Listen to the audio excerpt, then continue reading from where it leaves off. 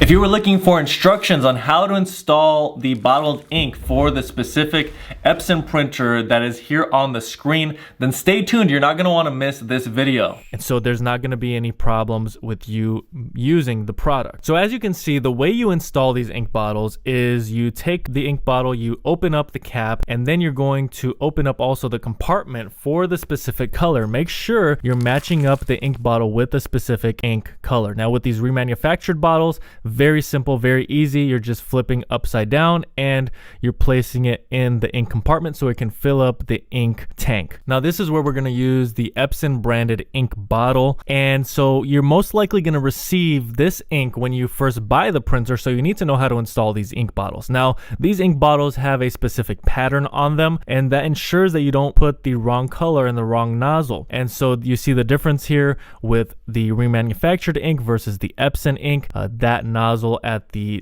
tipping point is going to be a little bit different. The Epson bottle has that pattern on it and the remanufactured ink does not. So other than that, no major differences. It's the same ink once again. It's just a little bit different marketing. And so you're going to flip that upside down, make sure it fits over the nozzle. And if you need to move it up and down, just whatever you do, don't squeeze the bottle. There's no need to do that. You simply are going to adjust it until ink starts to flow from the bottle down into the ink tank. All right, so there's going to be a link down in the description below for the remanufactured ink I used in this video. Continue on with the setup process with the Epson EcoTank 4800, and you are going to have good results if you follow along, following the instructions in this video, along with any other instructions you get from the Epson Smart Panel app or any user manuals that you are using to install the ink and to set up this printer. I'm happy to announce that Best Printers is now selling compatible ink for your printer. There's going to be a link for it down in the description below. But this is the same exact